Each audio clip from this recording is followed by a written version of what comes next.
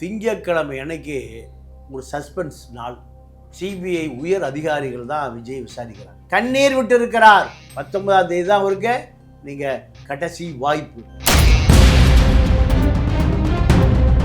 டெல்லி அரசியலை பற்றி தெரியாமல் இவர் விளையாடி கொண்டிருக்கிறார் விஜய். தெரிகிற பொழுது நீங்க பாஜக யாரையெல்லாம் எதிர்க்கிறதோ அவர்களெல்லாம் காங்கிரஸ் பக்கம் வருவது இயல்பு. காங்கிரஸை திமுக கலட்டி விட்டாலும் கூட திமுகவுக்கு எந்த இழப்பும், மீண்டும் ஆட்சிக்கு ஒரு நம்பிக்கை இருந்தது. இப்போ அந்த நம்பிக்கையெல்லாம் போச்சு. அதனால காங்கிரஸ் தயவு திமுகவுக்கு தேவையே இல்லை. அவர் வீட்டில் போய் உணவு அருந்துகிறார், அவரோடு நட்பு பாராட்டுகிறார். நட்பு பாராட்டி திமுகவுக்குள் இருக்கிற ரகசியங்களை எடுக்கிறார். திமுக கூட்டணி உடைகிறது, ஆட்சியில் பங்கு, அதிகாரத்தில் பங்கு, முதலமைச்சரே நாங்க தான். திமுக காங்கிரஸ் விலகினால் காங்கிரசினுடைய சாவு முனி அடிக்கப்படும். ரிஃப்ளெக்ட் வாய்ஸ் நேயர்களுக்கு வணக்கம். இன்றைய சிறப்பு நேர்காணலில் நாம் சந்திக்க இருக்கின்ற சிறப்பு விருந்தினர் மூத்த பத்திரிகையாளர் தமிழா பாண்டியன் அவர்களை வரவேற்று நிகழ்ச்சிக்குள் செல்வோம். வணக்கம். ஜனநாயகன் படம் விவகாரம் ஒரு பெரிய அளவில் சர்ச்சையாக இழுத்து இருக்குது. பொங்கல் வரைக்கும் எப்படியா ரிலீஸ் பண்ணிடுவாங்கன்னு பார்த்தாங்க, பொங்கலுக்கும் வரல. நாளைக்கு தான் அந்த படத்துடைய மேல்முறையீடும் வர இருக்குது. இந்த நிலையில் ஜனநாயகன் படத்துக்கு ஆதரவாக ராகுல் காந்தியே நேற்று பேசியிருக்கிறாரு. அதாவது ஜனநாயகன் படத்துக்கு வரக்கூடிய தடைங்கிறது தமிழ் கலாச்சாரத்தின் மீது விடுக்கப்படுகின்ற ஒரு சவால் அப்படின்ற மாதிரி சொல்லியிருக்கிறாரு. ராகுல் காந்தி இந்த விஷயத்தை ரியாக்ட் பண்ணியிருக்கிறத எப்படி புரிஞ்சுக்கிறது? இல்லை, அதாவது இப்போ நிறைய செய்திகள் ஆதவ் அர்ஜுனா, பிரவீன் சக்கரவர்த்தி, நீங்கள் திமுகவின் மீது விரிபிடித்த ஒரு சக்தி. பிரவீன் சக்கரவர்த்திக்கு அவருடைய அரசியல் என்னன்னா, எப்படியாவது திமுகவை காங்கிரஸ் கூட்டணி உடைத்தே ஆக வேண்டும் என்று ஆர்எஸ்எஸ்ஸால் காங்கிரஸுக்குள் அனுப்பப்பட்ட ஒரு உளவாளி. நீங்கள் இதை எப்படி நான் உளவாளின்னு சொல்கிறேன்னா, நீங்கள் நேராக பழைய ஃபைனான்ஸ் மினிஸ்டர் பிடிஆர் பழனிவேல் தியாகராஜனோடு நெருக்கமாக இருக்கார். அவர் வீட்டில் போய் உணவு அருந்துகிறார், அவரோடு நட்பு பாராட்டுகிறார். நட்பு பாராட்டி திமுகவுக்குள் இருக்கிற ரகசியங்களை எடுக்கிறார், அதை பதிவு செய்கிறார். பதிவு செய்து திமுகவுக்கு எதிராக தன்னுடைய நண்பனை பழியிட்டு, யார், பிடிஆர் பழனிவேல் தியாகராஜனை பழி கொடுத்து திமுகவை எக்ஸ்போஸ் பண்ணுறார். எங்கெங்கே ஊழல், லஞ்சம், லாவண்யம், செந்தில் பாலாஜி லீக்கேஜ், ஃபைனான்ஸ் டிபார்ட்மெண்ட்டில் ஒரு அமைச்சருக்கு என்ன ரகசியம் தெரியுமோ அத்தனை ரகசியங்களையும் தந்திரமாக எடுக்கிறார். ஆர்எஸ்எஸ்க்கே உருவான தந்திரத்தோடு எடுக்கிறார். எடுத்து பொதுவெளியில் போட்டதுக்கு பிறகு நண்பன் பலியாகிறார் என்பதை பற்றி கூட கவலை இல்லை. திமுக பலியாக்கப்பட வேண்டும். அதனால தான் ஃபைனான்ஸ் மினிஸ்டர் கடைசி ஐடி மினிஸ்டராக போனார். இதற்கு யார் காரணம்? இந்த பிரவீன் சக்கரவர்த்தி தான். இல்லை, இப்போ ராகுல் காந்தி விஜய்க்கு ஆதரவாக வந்திருக்கிறாரு. ஏற்கனவே காங்கிரஸ்குள்ள திமுகக்குள்ள அந்த மோதல்லாம் இருக்கக்கூடிய நிலையில் இப்போ ராகுல் விஜய்க்கு ஆதரவாக பேசியிருக்கிறத எப்படி புரிஞ்சுக்கிறது? இல்லைங்க, இது பொதுவான விஷயம். பாஜக அவருக்கு அழுத்தம் கொடுக்குதுன்னு அவருக்கு தெரியுது. தெரிகிற பொழுது நீங்கள் பாஜக யாரையெல்லாம் எதிர்க்கிறதோ அவர்களெல்லாம் காங்கிரஸ் பக்கம் வருவது இயல்பு. காங்கிரஸ் ஆதரவு கொடுப்பதும் இயல்பு. ஆனால் தமிழ்நாட்டில் இருக்கக்கூடிய லாபி, பிரவீன் சக்கரவர்த்தியும் கேசி வேணுகோபால் லாபியை போல இங்கே திமுகவை ஆட்சியில் அமர்த்துவதற்கு 1000 கோடி ரூபாய் செலவு செய்த ஆதவ் அர்ஜுனாவும் பிரவீன் சக்கரவர்த்தியும் இணைகிறார்கள். இணைந்து நீங்கள் மீடியா பூரா யார்கிட்ட இருக்கு? முழுக்க ஆதவ் அர்ஜுனாட்டு இருக்கு. தந்தி டிவி, பாலிமர், புதிய தலைமுறை, இப்படி இந்த 3 சேனலும் மாதம் பல கோடி ரூபாய் கொடுக்குறாரு விளம்பரத்துக்கு. அப்போ இவர் எதை சொல்லுகிறாரோ, எதை வாந்தி எடுக்கிறாரோ, எதை கழிவறைக்கு போகிறாரோ அதான் செய்தி. அப்போ பிரவீன் சக்கரவர்த்தி சேர்ந்து கொள்கிறார். காங்கிரஸ் திமுக கூட்டணி உடைகிறது, ஆட்சியில் பங்கு, அதிகாரத்தில் பங்கு, முதலமைச்சரே நாங்கள் தான். இதெல்லாம் நடக்குமா? 2006-11 திமுக மைனாரிட்டி, அன்னைக்கு 35 சீட்டு வச்சிருந்தது காங்கிரஸ். அன்னைக்கு ஆட்சி பங்கு, அதிகாரத்தில் பங்கு ஒண்ணுமே கேட்கலையே. இல்லை, இந்த தேர்தலில் அவங்க ரொம்ப விடாப்படியா இருக்கிறாங்க. திமுக எங்களுக்கு குறைந்த சீட்டு தான் தருது, பாஜக வளருது, ஆனால் எங்களுக்கு குறைந்த சீட்டு தான் இருக்கும்போது நாங்கள் இந்த தேர்தலை விஜயோட சந்திச்சு எங்களுடைய வாக்கு வங்கி 10% அளவில் காட்டிட்டு 29 தேர்தலில் இதே திமுக கிட்ட அதிக சீட்டுகளை கேட்கலாம்ல. திமுக காங்கிரஸ் விலகினால் காங்கிரஸினுடைய சாவுமணி அடிக்கப்படும். அண்ணா அடித்தார் 67. அண்ணா அடித்த சாவுமணியை கருணாநிதி திருடியதை வெள்ளையாக்குவதற்கு, அமலாக்கத்துறையில் ஐடி துறையிலும் திருடியதை அந்நிய செலாவணி மோசடி துறையில் அத்தனையும் வெள்ளையாக்குவதற்காக காங்கிரஸை தூக்கி சுமந்தவர் தான் கருணாநிதி. அதே அரசியலை நீங்கள் பேர வரைக்கும் செஞ்சாங்க. 2014 காங்கிரஸ் சகாப்தம் முடிந்த பிறகு பாஜக வந்த பிறகு என்ன நடந்ததுன்னா அதே அரசியலை தான். பாஜகவை தூக்கி பிடித்தவர்கள் இந்த திமுக. இந்த திமுகவை பொறுத்தவரை இன்று வரை காங்கிரஸை என்கின்ற ஆளில்லாத கப்பலை திமுக தான் ஓட்டி கொண்டு இருக்கு. அப்போ இந்த அரசியல் இப்போ எதுக்காக பயன்படுத்துகிறதுனா பிரவீன் சக்கரவர்த்திக்கும் ஆதவ் அர்ஜுனாவும் அரசியல் செய்வதற்கான களமாக காங்கிரஸ் இருக்கிறது. காங்கிரஸே தற்கொலை செய்ய போகிறது. காங்கிரஸை காப்பாற்றுவதற்கு இனி தமிழ்நாட்டில் திமுகவே வெளுத்து போய் நிற்குது. திமுக அண்ணா திமுகவே தமிழ்நாட்டினுடைய பிரபலமான கட்சிகள் 1 கோடி வாக்கு உள்ள வர்ற திமுக அண்ணா திமுக யாரை நம்பி நிற்குது? விஜயை நம்பி நிற்குது. அப்போ 1 கோடி ஓட்டு உள்ள திமுக அண்ணா திமுக ஆளுங்கட்சி 66 எம்எல்ஏ இருக்கா, அந்த பக்கம் 125 எம்எல்ஏ இருக்கா, எம்பி இருக்கா. இதை விஜய் வருவானா? ஒரு 10% வாக்கு வந்தால் தான் ஆட்சி அமைக்க முடியுங்கிற நிலைமையில யாரு? திமுக அண்ணா திமுக இருக்கிற பொழுது உங்களுடைய வாக்கு எங்க? காங்கிரஸனுடைய சக்தி எங்க? திமுகவோடு சேராமல் ஒரு கவுன்சிலர் ஜெயிக்க முடியுமா? அப்போ திமுகவை பழி வாங்கி தீர வேண்டும் என்பது ஆதவ அர்ஜுனாவுடைய 10 ஆண்டு கனவு. ஏன்னா திமுக கூட்டணிக்கு எங்கே போனாலும் சீட்டு கிடைக்கல. திருமாவட்டம் போனால் சீட்டு கிடைக்கல, அண்ணா திமுகவில் போக முடியல, எங்கேயும் போக முடியாமல் திமுக எதிர்ப்பாளராக அறியப்பட்ட ஆதவ அர்ஜுனா எங்கே வந்து சேர்ந்திருக்காரு? விஜய்கிட்ட வந்து சேர்ந்திருக்காரு. இதே போல் பாதிக்கப்பட்ட பிரவீன் சக்கரவர்த்தி 2 பேரும் தான் மீடியாவை வைத்து இப்போ பிரவீன் சக்கரவர்த்தியை மீறி கேசி வேணுகோபாலை மீறி யாரும் ராகுலை பார்த்துட முடியாது. இதுக்காகத்தான் மாணிக்க தாகூர், ஜோதிமணி, சசிகாந்த் செந்தில், இப்படி செல்வ பெருந்தகை இவர்களெல்லாம் யாருக்கு ஆதரவாக இருக்காங்க? பிரவீன் சக்கரவர்த்திக்கும் ஆதவ அர்ஜுனாவுக்கும் ஆதரவாக இருக்காங்க. இவர்களை பகைத்து கொண்டால், கேசி வேணுகோபால் எல்லாம் பகைத்து கொண்டால் சிதம்பரம் நிலைமை என்ன பார்த்தீங்களா? இதுக்கு யார் காரணம்? கேசி வேணுகோபால் சிதம்பரத்தை பற்றி அத்தனை செய்திகளையும் ராகுல் காந்திக்கு சொல்லியது அவர் தான். ராகுல் காந்திக்கு தெரிந்தது தெரியாது, அறிந்தது அறியாது அத்தனை சொல்லி சிதம்பரத்தினுடைய மகனுடைய அரசியல் வாழ்க்கையும் சிதம்பரத்துடைய அரசியல் வாழ்க்கையும் முடித்து வைத்ததே இந்த கும்பல் தான். இப்போ இப்படியான சூழலில் இந்த சசிகாந்த் செந்தில், ஜோதிமணி, மாணிக் தாகூர் போன்றவர்களெல்லாம் இந்த கூட்டணியை பகைத்து கொள்ள விரும்பவில்லை. அதன் காரணமாகத்தான் அவர்கள் எதை சொல்லுகிறார்களோ அதை அப்படியே செய்கிறார்கள். அதுதான் இப்போ இங்கே நடக்குதே தவிர காங்கிரஸை திமுக விட்டு விலகினால் தற்கொலை செய்வதை விட மோசமான நிலைமை. காங்கிரஸ் வாக்கை நிரூபிங்க. மூப்பனாரால் நிரூபிக்க முடியல. 2 முறை வாய்ப்பு கொடுத்தாங்க. மூப்பனாருக்கு இந்திரா காந்தி ஒரு முறை வாய்ப்பு கொடுத்தது, ராஜீவ் காந்தி ஒரு முறை வாய்ப்பு கொடுத்தார். திமுக பலவீனமாக கிடக்குது. அண்ணா திமுக உடஞ்சி சேவல், புறா, ஜெயலலிதா, ஜானகி, எம்ஜிஆர் மரணத்துக்கு பிறகு நீங்கள் அண்ணா திமுக உடஞ்சி போச்சு, திமுக பலவீனமாக கிடந்தது. அப்போது மூப்பனார் முதலமைச்சர், அந்த வாய்ப்பை ராஜீவ் காந்தி கொடுத்தார். இந்த ராகுல் காந்தியுடைய அப்பா, சோனியா காந்தியுடைய கணவர் அன்னைக்கே செல்ஃப் எடுக்கல, அட்ரஸே இல்லை. மூப்பனாரால் கூட தூக்கி நிறுத்த முடியாத காங்கிரஸ், காமராஜர் உயிரோடு இருந்த காலத்தில் காமராஜரை காங்கிரஸ் தூக்கி வீசிருச்சு. காமராஜரால் கூட காப்பாற்ற முடியாத காங்கிரஸை யார் காப்பாற்றுறா? பிரவீன் சக்கரவர்த்தியும் கள்ளலாட்ரி ஆதவ அர்ஜுனா அவங்க காப்பாற்ற போகிறாங்க? வாய்ப்பே இல்லை. காங்கிரஸ் வெளியே வந்துன்னா கதையே முடிஞ்சுது. ஒரு ஓட்டுமில்ல, கொடி கட்டுறக்கே ஆள் இல்லைங்க. என்ன சொல்றாங்கன்னா, எப்படியாவது திமுக கூட்டணி காங்கிரஸை விலக வைக்கணும், அதுக்காக உங்களுடைய திமுக அமைச்சர்கள் மீதான நான் வந்து பட்டியல் எடுத்து ரைடு விடவா, இல்லைன்னா நீங்க காங்கிரஸ் கைட்டி விடுறீங்களோ பாஜக பேரம் பேசுறதா சொல்றாங்களே.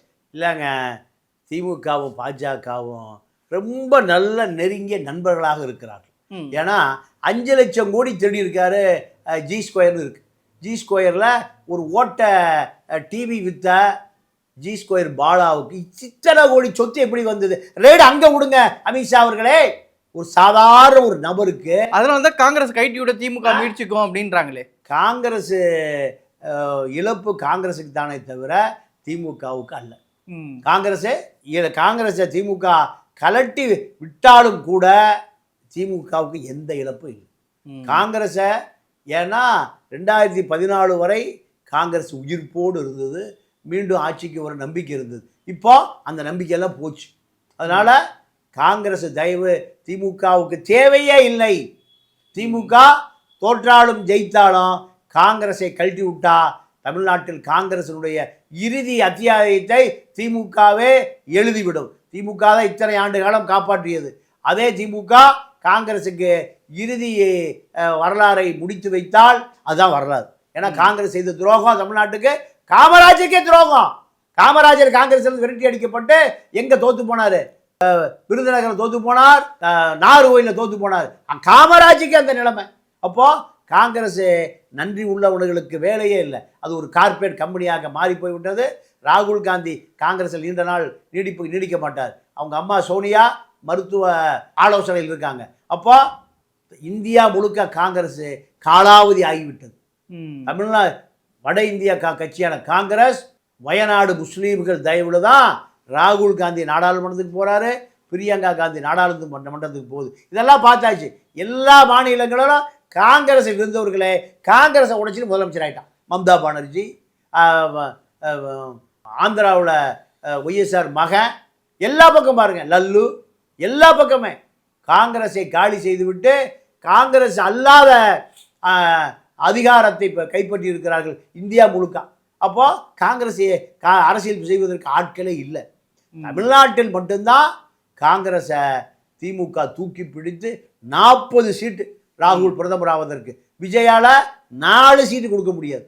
இவ்வளோ பெரிய சக்தியை இந்த பிரவீன் சக்கரவர்த்தியும் கேசி வேணுகோபால் ஆதவர்ஜுனா கூட்டணி உடைத்து கொண்டால் அழிந்து போவது காங்கிரஸ் தானே தவிர நீங்கள் திமுகவுக்கு ஒரு சிறு இழப்பு கூட கிடையாது. இன்னொரு பக்கம் அமித்ஷா அப்படியே தமிழ்நாடு வருகை, அதுக்கப்புறம் எடப்பாடி பழனிசாமி போய் பார்த்தாரு. இப்போ விரைவில் பொங்கல் திருவிழாவுக்கு பிரதமர் அவர்களே பங்கேற்கலாம் இருக்கிறாங்க, மகளிர் மாநாடு நடத்த இருக்கிறாங்க.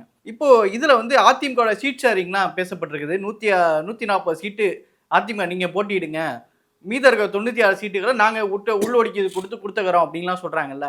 இப்போ அதிமுக பாஜக கூட்டணிக்குள்ளே என்னதான் நடக்குதுங்க? இல்லைங்க, இப்போது திங்கட்கிழமை அன்னைக்கு ஒரு சஸ்பென்ஸ் நாள்.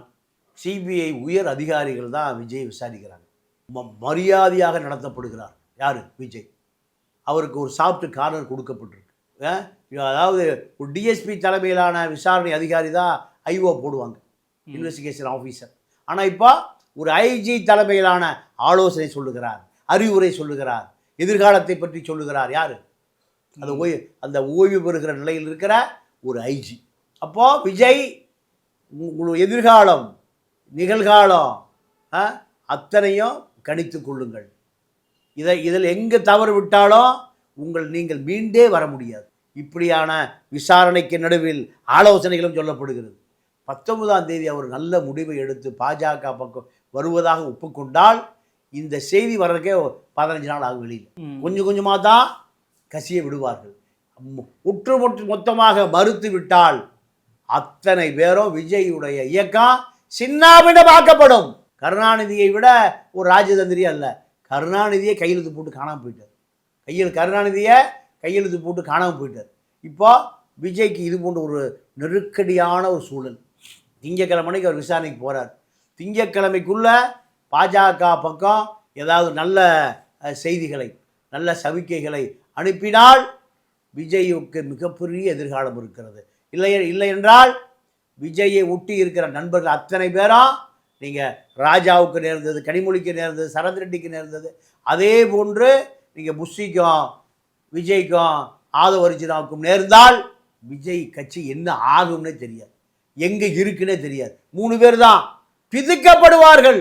நீங்கள் டெல்லி அரசியலை பற்றி தெரியாமல் விளையாடி கொண்டிருக்கிறார் விஜய். விளையாடிட்டு இருக்கார். அப்பா இல்லை, அம்மா இல்லை, தடைப்பு கூட ஆளே இல்லை. இந்த கதையெல்லாம் அமித்ஷாவுக்கு தெரியும். 19ஆம் தேதி தான் அவருக்கு நீங்கள் கடைசி வாய்ப்பு. அந்த வாய்ப்பை விஜய் பயன்படுத்தி கொண்டால் ஒரு ஜனநாயகப்படுத்தப்படுவார். இல்லை என்றால் அவருடைய அரசியல் வாழ்க்கை நீங்கள் திகாரில் தான் ஜனநாயகப்படுத்தப்படும். 2மே ஜனநாயகம் தான். இது சட்டம் தன்னுடைய கடமையை செய்யும், இது ஜனநாயகம் தன்னுடைய கடமையை செய்யும். இந்தியாவில் ஜனநாயகம் என்பது சர்வாதிகாரமாக இருக்குது. இங்கே ஜனநாயகம் என்கின்ற பேரில் ஒரு வகையான அச்சுறுத்தல் அரசியல் தான். நேரு காலத்திலிருந்து, இந்திரா காந்தி காலத்திலிருந்து துவராத எதிர்க்கட்சிகளை இந்திரா காந்தி பலமுறை வேட்டையாடி இருக்கார், நேரு வேட்டையாடி இருக்கார். அதே தான் அரசியல். இதுக்கு பேர் இந்தியா உலகத்தின் மிகப்பெரிய ஜனநாயக நாடு என்று. எப்படி ஜனநாயக நாட்டில் ஒரு பாதிரியார், மக்கள் பிரச்சனைக்காக போன பாதிரியார் இங்கே கையில் காலில் விலங்கு பூட்டி வைக்கப்பட்டு தண்ணியை எடுத்து தூக்கி குடிக்க முடியாத ஸ்டேன் பாதிரியார், அந்த ஆதிவாசி மக்களுக்காக போராடியவர் ஸ்டேன் சாமியார், திருப்பத்தூரை சேர்ந்த ஒரு தமிழர். நீங்கள் வட இந்தியாவில் பாதிக்கப்பட்ட மக்களுக்கு நிலம் எடுக்கிறாங்க கார்ப்பரேட் கம்பெனிக்கு. இதற்காக தண்ணியே கையில் டம்ளர் எடுத்து குடிக்க முடியல. இவர் என்ன புரட்சி பண்ணிடுவார்? கையில் லீடிங் செயின், காலை லீடிங், அப்படியே செத்து போயிட்டார். இதுதான் இந்த நாட்டினுடைய ஜனநாயகம், சட்டம், ஜனநாயகம். உச்ச நீதிமன்றம் அவருக்கு ஒரு ஸ்டாக் கொடுக்க மறுத்தது. இது ஜனநாயகமா? இது ஜனநாயகமா? அப்போ சர்வாதிகாரம் என்பது ஜனநாயகம் பேரில் இயங்கி கொண்டிருக்கிறது. விஜயுடைய நிலைமை 19ஆம் தேதிக்கு பிறகு ஜனநாயகமும் இல்லை, ஜனநாயகனும் இல்லை. அவருடைய அரசியல் வாழ்க்கை நீங்கள் என்ன நிலைக்கு ஆளாக போன்னு பாருங்க. அவர் சாதுரியமாக அதிமுக பாஜக கூட்டணிக்கு வந்து விடுவார் என்பதா 100% எதிர்பார்க்கப்படுகிற செய்தி. வரவில்லை என்றால் அவருடைய அழிவு ஆரம்பம் என்பதையும் இந்த அரசியலில் அவர் தெரிந்து கொள்வார். அரசியல் என்பது கொடுமையானது, கடுமையானது. கருணாநிதி பலமுறை கண்ணீர் விட்டிருக்கிறார், எமர்ஜென்சியை சந்தித்திருக்கிறார். பல பேர் அடித்தே கொல்லப்பட்டார்கள். ஆற்காடு வீராசாமிக்கு காதே கேட்காது, முரசொலி மாறனுக்கு காதே கேட்காது. சிட்டி பாபு அடித்து கொல்லப்பட்டார். ஸ்டாலின் அடிக்காதீங்க, என்ன அடிங்கன்னு சொல்லி போய் அந்த வித்யாசாகர் என்ற சிறைத்துறை அதிகாரி அன்னைக்கு இருந்த ஜெயிலில் இருந்தார். சாப்பாடு வெந்துட்டு இருக்கோம், ஒரு பக்கெட்டில் மண் அள்ளி போட்டுருவார். சோத்தை கை அள்ளி சாப்பிடக்கூடாது, ஒவ்வொரு பறிக்கையாத எடுத்து சாப்பிடணும். இதுதான் இந்த திமுக காரனுக்கு தண்டனை. இப்படியெல்லாம் நடந்தது வித்யாசாகர். அப்போ இதெல்லாம் விஜய்க்கு தெரிய வாய்ப்பில்லை. அவருக்கு தெரிந்ததெல்லாம் கூட கொஞ்சம் சலங்கைகள் தான், கொஞ்சம் குமரிகள் தான். அரசியல் என்பது நீங்கள் எப்படி ஈழப் போராட்ட பிரபாகரனுக்கு ஒவ்வொரு நிமிடமும் தோழர்களுக்கு மரணம் மரணம் மரணம், அதே போல் நீங்கள் இங்கே விஜய்க்கு ஒவ்வொரு நிமிடமும் சிறை சிறை சிறை தான். இதை எப்படி எடுத்துக்கொள்ள போகிறார் என்பதை பொறுத்து தான் இந்த காங்கிரஸ் நாடகமெல்லாம் பலிக்காது. இப்போ இன்னொரு பக்கம் இன்னைக்கு துக்ளக் விழா நடக்குது. திருச்சி வேலுச்சாமி காங்கிரஸை சேர்ந்தவர் அதில் பங்கேற்க இருக்கிறாரு. ஏற்கனவே திருச்சி வேலுச்சாமி விஜய்க்கு ஆதரவாக பேசுறது, திமுக கூட்டணியில் இருந்தாலுமே காங்கிரஸ் திமுக எதிராக பேசுறதுமா இருப்பார். காங்கிரஸ் தலைவர்களுக்கு காந்தி தான் தலைவர், வரவும் போகிறவன் புறம்போக்கெல்லாம் தலைவர் கிடையாது அப்படின்றாரு. யாரை சொல்ல வர்றாரு அவர்? அவர் இரண்டாம் கட்ட தலைவர்களை தான் சொல்கிறார், இரண்டாம் கட்ட தலைவர்களை தான் சொல்கிறாரு. அப்போ யாரை சொன்னார், எதற்காக சொன்னார் என்பதை நம்ம தொடர்ந்து ஆராய்ச்சிக்குள்ளே போக முடியாது. ஏன்னா வேலுச்சாமி அண்ணனை பொறுத்தவரை அவர் நீங்கள் மாசு மறுவற்ற ஒரு அரசியல்வாதி. பதவிக்கோ பட்டத்துக்கோ சமரசமே செய்து கொள்ளாத ஈழ போராளிகளுக்கான காங்கிரஸில் உள்ள ஒரு மனிதாபிமானி. நீங்கள் காங்கிரஸ்காரனை காட்டி கொடுப்பான், காங்கிரஸ்காரன் ஈழ போராட்டத்துக்கு எதிரி, இப்படி தான் மக்கள் பரப்பப்பட்டிருக்கு. திருச்சி வேலுச்சாமி அண்ணன் போராளிகள் நிறைய பேருக்கு மருத்துவ உதவி செஞ்சுருக்காரு. ரகசியமா, விளம்பரமே இல்லாமல் 500 ரூபா கொடுத்தா 50,000 ரூபாய்க்கு விளம்பரம் கொடுப்பான். ஆனால் நிறைய பாதிக்கப்பட்ட மக்களுக்கு உதவி செஞ்சிருக்காரு. இன்று வரை இந்த ராஜீவ் கொலையை புலிகள் செய்யவில்லை, இதை நேரடியாக நிரூபித்தவர் யாரு? வேலுச்சாமி. சுப்பிரமணிய சாமி கூண்டிலே ஏற்றி வேர்க்க விறுவிறுக்க விசாரித்தவர் ஜெயின் கமிஷனில் வேலுச்சாமி.